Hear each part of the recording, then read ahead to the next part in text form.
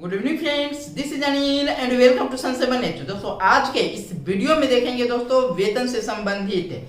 जैसा कि आप लोग को मालूम है कि अब नई नियमावली के तहत 7वें चरण की शिक्षक बहाली होने वाली है दोस्तों, और उसके लिए बीपीएससी एग्जाम लेगा। उसके बाद नया वेतन आप लोग को दिया जाएगा दोस्तों। इसके लिए मूल वेतन क्या होगा, आज शिक्षा विभाग की तरफ से जारी कर दिया गया है दोस्तों, जिसे शिक्षा विभाग और बड़े बड़े हमारे मुख्यमंत्री, उप मुख्यमंत्री, उन लोगों का कहना था कि आकर्षक वेतनमान दिया जाएगा दोस्तों। आखिर आकर्षक वेतन आपका कितना होगा, आइए हम लोग आज के इस वीडियो में देखते हैं दोस्तों। आकर्षक वेतन कितना होगा, मूल वेतन शिक्षा विभाग की तरफ से जारी कर दिया गया है। हालांकि अभी ग्रेड पे की चर्चा नहीं की गई है, लेकिन जो प्रोबेशन पीरियड होगा दोस्तों, उस प्रोबेशन पीरियड में आपको यही वेतन मिलने जा रहा है दोस्तों। आकर्षक वेतन कितना होगा, परीक्षा बीपीएससी के थ्रू होगा और वेतनमान आपका फिर से वही चाइनीज मिलने जा रहा है दोस्तों, जिसकी उम्मीद कम थी सरकार से कि जब सरकार बीपीएससी के द्वारा एग्जाम ले रही है, बीपीएससी से नए शिक्षकों की नियुक्ति कर रही है, राज्य कर्मी का दर्जा दे रही है, तो मूल वेतन में और वृद्धि होना चाहिए था दोस्तों। हालांकि अभी ग्रेड पे की चर्चा नहीं है, लेकिन अभी जो चर्चा आई है, जो लेटर जारी किया गया है, उसमें मूल वेतन की बात की गई है। तो मूल वेतन क्या होगा हम लोग देखते हैं। इससे पहले यदि आप हमारे चैनल पर नए हैं, चैनल को जरूर सब्सक्राइब कर दीजिएगा लाल बटन को प्रेस करके, जिससे शिक्षा संबंधित सभी न्यूज सबसे पहले आप तक पहुंच सके दोस्तों। सबसे पहले हम लोग देखते हैं 1 to 5 का एक महत्वपूर्ण चीज है दोस्तों। पहले जो वेतन दिया जाता था, पहले जो वेतन होता था वो 6 to 8 का और 9-10 का सेम होता था। अभी तक 6 फेज तक सबका सेम होता था। अभी भी जो सैलरी दी जा रही है वो 6 to 8, 9, 10 का सेम है। मतलब 6 to लेकर के 10 तक सारे स्नातक ग्रेड में आते थे और उनके लिए सेम सैलरी दिया जाता था। लेकिन अब इसमें अंतर हो गया है, 6 to 8 का अलग होगा, 9-10 का अलग होगा। इसकी जानकारी मैं अपने पिछले कई वीडियो में दे चुका हूं कि इस बार शिक्षा विभाग 6 to 8 का अलग वेतन देने जा रही है और 9-10 का अलग वेतन देने जा रही है दोस्तों। इसकी मांग भी की गई थी और अब इस बार जो आया है आपका मूल वेतन जो जारी किया गया है, उसमें ये अंतर स्पष्ट आपको दिखाई दे रहा है दोस्तों। तो यहाँ पे देखिए, सबसे पहले हम लोग 1 to 5 का देखते हैं। तो 1 to 5 का जो प्रारंभिक मूल वेतन है दोस्तों, वो आपका 25,000 रुपया रखा गया है। 25,000 रुपया आपका 1 to 5 का रखा गया है दोस्तों। यदि हम लोग इसमें बात करेंगे 25,000 रुपया ये मूल वेतन है, इसमें आपको मिलेगा डीए मिलेगा, ठीक है। और डीए यदि बात किया जाए तो फिलहाल ये आपका 42% है, तो हम लोग 42% पर ही बात करते हैं। तो ये जो आपका 25,000 है, इसका आप 42% निकाल लीजिएगा, ठीक है ना।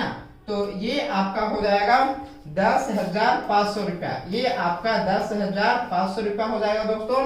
उसके बाद इस 25,000 में का आप 4% मिनिमम लेकर के चलते हैं। 4%, 6%, 8%, 16%, इस तरह से आपको डीए दिया जाता है। सॉरी, एचआरए होता है, ये एचआरए की बात करेंगे, ठीक है। तो मिनिमम हम लोग लेकर के चलते हैं, तो ये आपका हो जाएगा 1,000 रुपया, ठीक है ना। उसके बाद आपको मेडिकल जो दिया जाएगा ये हो जाएगा आपका 1,000 रुपया, ठीक है। तो सबको यदि हम लोग जोड़ देते हैं यहाँ पे, तो ये आपका 25,000, ठीक है, प्लस आपका 10,500 रुपया, प्लस आपका 1,000 और ये आपका मेडिकल का 1,000।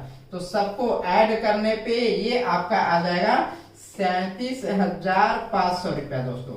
अब इसमें से 1,800 रुपया आपका माइनस हो जाएगा, तो ये आपका 35,700 रुपया ये आपका पेमेंट बनेगा दोस्तों। ये आपकी सैलरी होगी आपका 1 to 5 का। हालांकि अभी मैं बार बार बोल रहा हूँ कि अभी ग्रेड पे की चर्चा नहीं की गई है, तो इसमें ग्रेड पे शामिल नहीं है, ठीक है ना। यदि ग्रेड पे शामिल नहीं है तो ये आपका प्रोबेशन पीरियड में दिया जाएगा। जो स्टार्टिंग शिक्षक बनेंगे 7वें चरण में, तो उनका जो पेमेंट होगा वो स्टार्टिंग पेमेंट आपका 35,700 रुपया होगा, जो बीपीएससी का एग्जाम दे करके आएंगे दोस्तों, ठीक है ना। जो प्रोबेशन पीरियड में ग्रेड पे नहीं दिया जाता है, तो उस समय उनकी ये सैलरी होगी। ग्रेड पे की अभी चर्चा नहीं की गई है, ग्रेड पे इस पे दिया जाएगा तो इसमें और वृद्धि होगी। जो ग्रेड पे होता है वो आपका ये जो मूल वेतन होता है, इस मूल वेतन में इसका कुछ टाइम से आपका मल्टीप्लाई होता है और वो आपका फिर से मूल वेतन होता है और उसमें आपका ये डीए दिया जाएगा, ये सारे दिया जाएगा। इस तरह से ये प्रक्रिया होती है। तो इसमें और भी ज्यादा आपका वेतन बढ़ जाएगा। ये आकर्षक वेतन है। फिलहाल जो प्रारंभिक का दिया गया है ये 1 to 5 के लिए हो गया। ठीक है, हम लोग आगे देखते हैं। आपका 6 to 8 की बात करते हैं। तो जब आप 6 to 8 में जाइएगा तो 6 to 8 में जो दिया गया है ना, वो आपका दिया गया है कितना का, 28,000 का दिया गया है दोस्तों। ये आपका 28,000 रखा गया है। तो इस 28,000 का 42% निकाल दीजिए। ठीक है ना, जो कि आपका हो जाएगा कितना, 11,760 रुपया हो जाएगा। फिर इसका आप 4% निकाल दीजिएगा 28,000 का।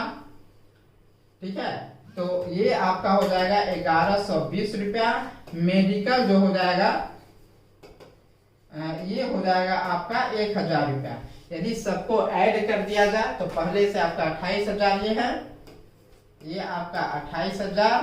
ठीक है, इसमें आप 11,760 रुपया ऐड कर दीजिए, फिर 1120 रुपया और आपका 1,000 रुपया। इस सबको आप ऐड कर दीजिएगा तो 41,880 रुपया हो जाएगा और माइनस कर दीजिए 1,800 रुपया दोस्तों।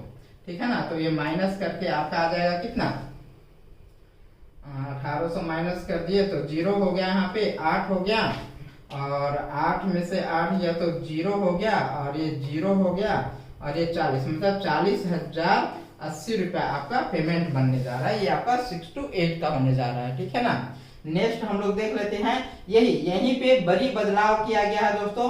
6 to 8 का जो वेतन होता था वही वेतन 9-10 का होता था, लेकिन अब ऐसा नहीं है, अब आपका चेंज हो जाएगा। ठीक है ना,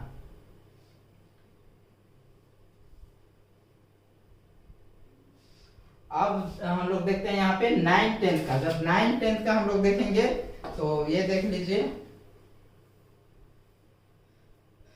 9 से 10 का जो होगा, 9 और 10th क्लास में जो जाएंगे, हाई स्कूल में जो जाएंगे, STT जो क्लियर किए हुए हैं और उनके बाद जो BPSC के एग्जाम को पास करके 9-10 में जिनकी ज्वाइनिंग होगी दोस्तों, उनका जो प्रारंभिक जो मूल वेतन रखा गया है ना, वो आपका 31,000 रखा गया है दोस्तों। ये आपका 31,000 रखा गया है।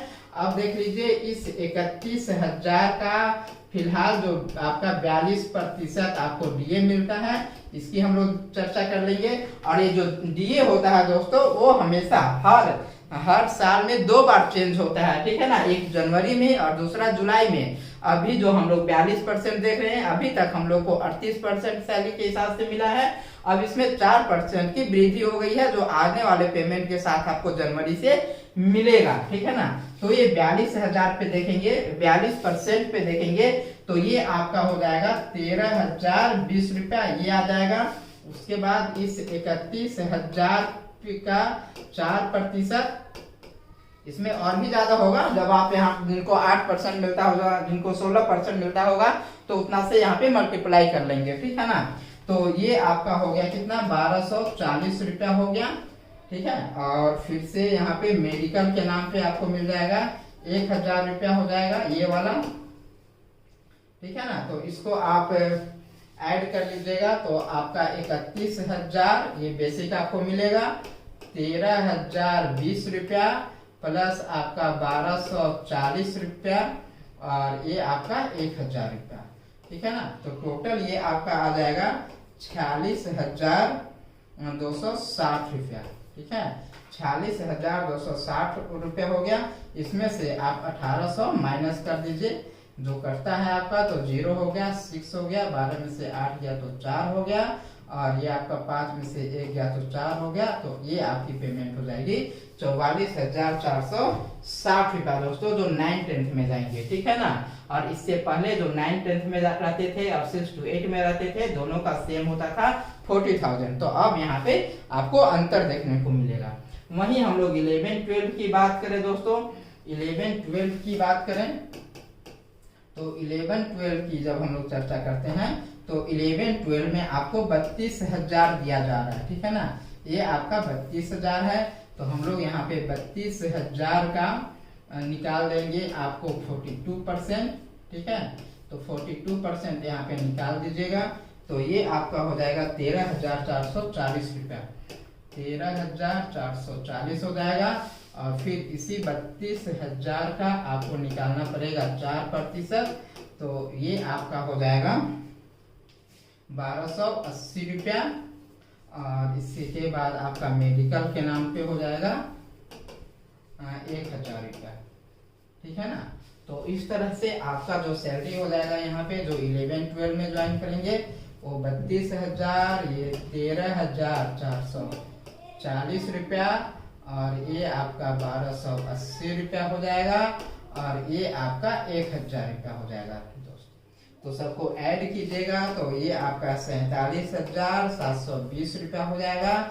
इसमें से आप 1,800 रुपया माइनस कर दीजिए जो आपका ईपीएफ करता है, तो ये 0 हो गया, ये आपका 2 हो गया, और 9 हो जाएगा यहाँ पे, 6 में से 1 गया तो 5 हो जाएगा, तो ये आपका 4 हो गया, ठीक है ना। तो ये आपकी सैलरी हो गई 11-12 में जो ज्वाइन करेंगे उन लोगों को 45,920 रुपया दिया जाएगा।